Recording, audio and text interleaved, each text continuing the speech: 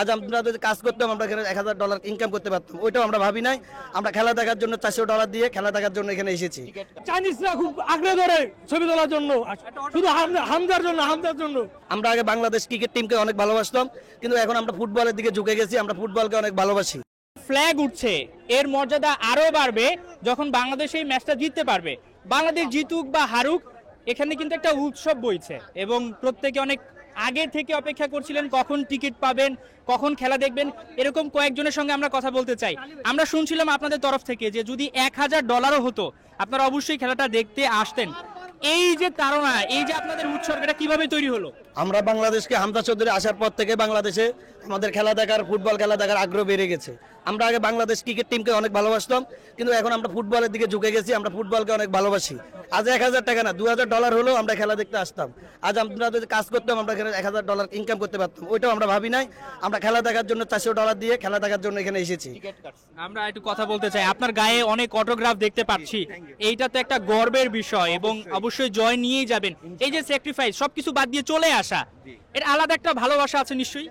অবশ্যই বাংলাদেশ, আজকে আমি দীর্ঘদিন হয় বাংলাদেশে যাই না, বাট বাংলাদেশের জন্য যে ভালোবাসা, বাংলাদেশকে যে প্রেজেন্টেশন করাটা, এটা আমার জন্য খুবই একটা গর্বের বিষয়। আজ এত বছর পর বাংলাদেশের টিম যখন হংকংয়ের মাটিতে আসছে, তখন আমি আমার সম্পূর্ণ কাজটা, আমার ফ্যামিলি, এদেরকে একদিকে রাইখা, আর আমার এই যে বাংলাদেশ ফুটবল টিমের আমি যে সময়, মূল্যবান সময় আমার যেটা এদেরকে স্পেন্ড করছি, অ্যাকচুয়ালি এটা ভালোবাসার জন্য, মন থেকে ভালোবাসার জন্য, এইটাই।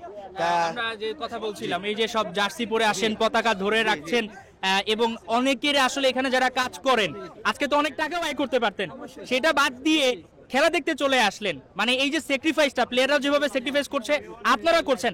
আগে তো ফুটবল নিয়ে উন্মাদনা ছিল না, কখন থেকে এটা শুরু হলো? দেখেন, ফুটবল নিয়ে আমাদের উন্মাদনা অনেক আগে থেকেই ছিল, কিন্তু মাঝখানে আমাদের ফুটবলকে ধ্বংস করে দেওয়া হয়েছিল। এই জন্য ক্রিকেটের প্রতি চলে গেছিল, সিন্ডিকেটের কারণে। তা আমরা ক্রিকেটকে অবশ্যই ভালোবাসি, ফুটবলকে তার চেয়ে বেশি ভালোবাসি। বাংলাদেশ যখন মহামারান আবাহনী খেলা হইতো, তখন থেকে উত্তেজনা ছিল, আমরা তখন থেকে খেলা দেখতাম স্টেডিয়ামে যাইয়া। তো সেই খেলাকে আমাকে ডাউন করে দেওয়া হয়েছিল। এখন আমরা অবশ্যই আমাদের প্লেয়ারদের ধন্যবাদ দেই, যে যারা ভালো ভালো প্লেয়ার দেশের মায়ায় বিদেশ থেকে তারা চলে আসছে, তারা বিদেশ থেকে দেশের মায়ায় দেশের হয়ে খেলা শুরু করছে, এবং এদেরকে ধন্যবাদ দেই, বাংলাদেশ টিমকে ধন্যবাদ দেই। এবং আমরা শুধু একদিনের কাজ না, আমার এই বন্ধুত্ব 4 দিন যাবত এদের সাথে আছে।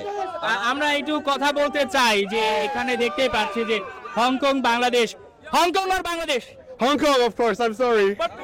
But Bangladesh, amazing. Do you know any footballer name Bangladesh? Hamza Chowdhury, of course. Shumit Sharma, of course. They played very well last time. Do you know Bangla language? Acha, no, that's Hindi. Hey. ধন্যবাদ। কেমন লাগছে আপনাদের যে বাংলাদেশের ফুটবলটাও এখন সবাই চিনছে, Hong Kong চায়নার মানুষও চিনতে পারছে, ফুটবল দিয়ে বাংলাদেশের পরিচিতিটা হচ্ছে? এটা আমাদের খুব গর্বের বিষয় যে আমাদের বাংলাদেশের বাংলাদেশ যে কোনো জায়গায় গেলে চিনতে পারে। এবং আমরা বিগত দেখছি হোটেল থেকে বের হলেই চাইনিজরা খুব আগ্রহ ধরে ছবি তোলার জন্য, শুধু হামজার জন্য সবাই বলে হামজার একটা ছবি দেখতে পাচ্ছি। হয়তো এই ট্রফিটা বাংলাদেশ এখন জিতবে না, কিন্তু হামজার এই হাসি, হামজার এই ভালোবাসা সবার হৃদয়ে গেঁথে গেছে। হয়তো একদিন এই ট্রফির জায়গায় একটা বিশ্বকাপও বাংলাদেশ জিততে পারে, সেই প্রত্যাশা সবাই কামনা করছেন। হাসান সজীব, 71, কাইতাক স্টেডিয়াম, হংকং, চায়না।